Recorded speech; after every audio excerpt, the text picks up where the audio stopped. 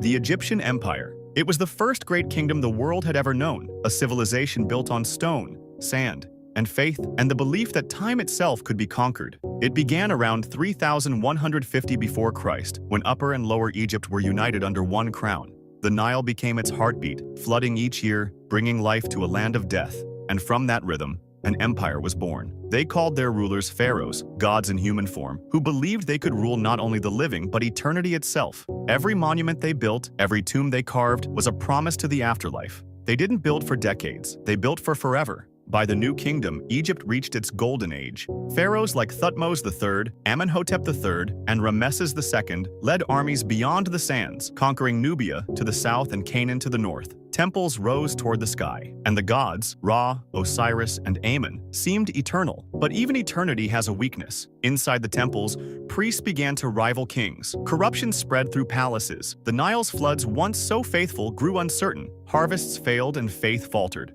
Then came Akhenaten, the heretic pharaoh. He abandoned Egypt's ancient gods for one, the Aten, the sun itself. For a moment, he believed he could reshape eternity. Instead, he broke the foundation of his own empire. After his death, his name was erased, his city abandoned, and his faith forgotten.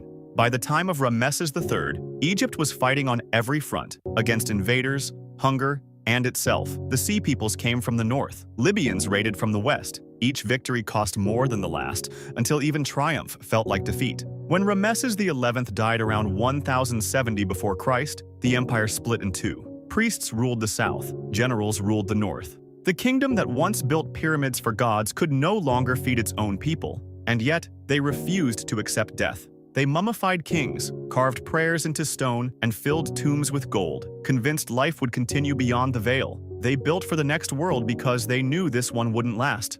The Egyptian empire didn't fall in a single night. It faded slowly across centuries. It chased immortality and found only ruins. But maybe that's the secret. Because while every empire since has risen and fallen, only Egypt still stands. Not in power, but in memory.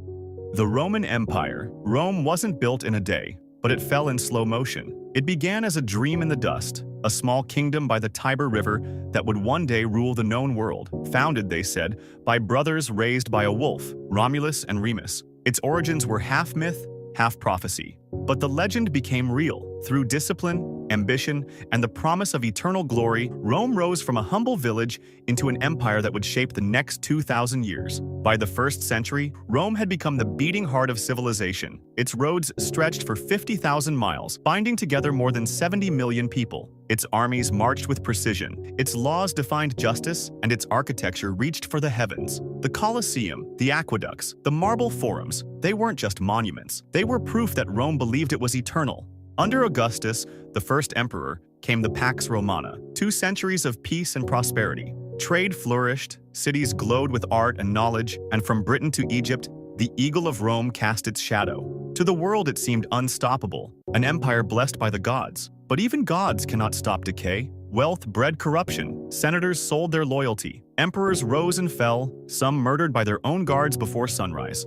The people, once proud citizens, became spectators, fed on bread and entertained by blood. Rome's strength turned to spectacle, its unity to chaos. Then came Constantine the Great, the emperor who sought to restore Rome's glory. He embraced Christianity, reshaped its faith, and in 330 AD moved the empire's capital east to Byzantium, later called Constantinople. But in doing so, he split the empire in two, east and west, 2 Romes, 2 destinies. The eastern half would endure, but the west grew weak, drained by wars and greed. Barbarian tribes pressed harder at the borders, sensing the cracks in an empire that once seemed immortal. In 410 AD, the impossible happened. Rome was sacked by the Visigoths, and in 476, the last emperor, Romulus Augustulus, was deposed. The eternal city, the empire that ruled the world, had fallen. But perhaps that was always its destiny. Rome's greatest enemy was never the barbarians at its gates. It was time, patient, silent, and undefeated. The Mongol Empire. An empire isn't always born from stone and cities. Sometimes it rises from the wind and dust of endless steppes.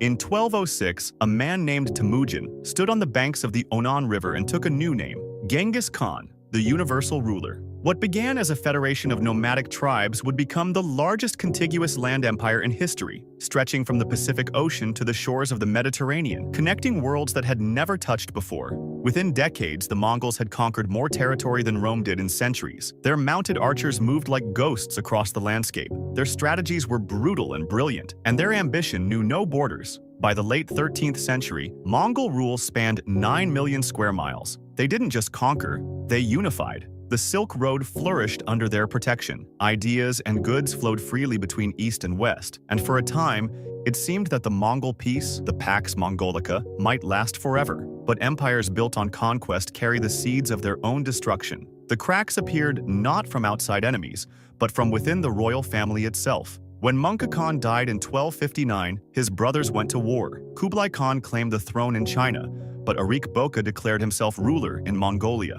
Civil war erupted. The empire that had been forged by one man's vision began to splinter under the ambitions of his grandsons. By 1294, when Kublai died, the Mongol Empire had fractured into 4 separate Khanats, each pursuing its own path, its own identity. And then came something no army could defeat: the Black Death. The plague swept through the empire in the 1340s, killing millions, severing trade routes, and plunging the Khanates into chaos. In China, the Mongol rulers grew distant from the people they governed. They never understood the agricultural heartland they controlled, never truly connected with Chinese civilization. Peasants revolted, not at first as nationalists, but as desperate farmers crushed by taxes and neglect.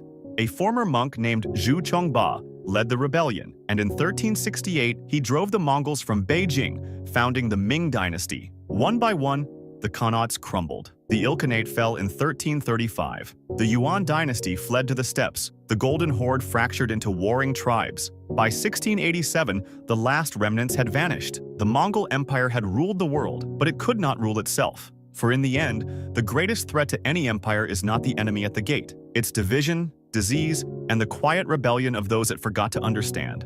The British Empire. There was a time when the world was painted red, an empire so vast, so powerful, that the sun never set on its territories because somewhere a British flag was flying under daylight. At its height in 1920, the British Empire ruled over 412 million people, nearly a quarter of humanity, and stretched across 13.7 million square miles. From the deserts of Africa to the jungles of Asia, from the frozen north of Canada to the islands of the Pacific, Britain commanded them all. It had risen through naval supremacy, industrial revolution, and ruthless ambition. Its ships controlled the oceans, its banks controlled the trade, and its culture spread across continents. The Pax Britannica, the British peace, defined an entire century. It seemed eternal, unshakable, destined to last forever. But ambition, unchecked, becomes its own prison. The First World War shattered the illusion. Britain emerged victorious. Its territory expanded to the largest it would ever be, but at a devastating cost. Millions dead, the economy strained, and a generation lost. The empire had grown too vast to defend, too expensive to maintain. And across its colonies, whispers of independence began to rise.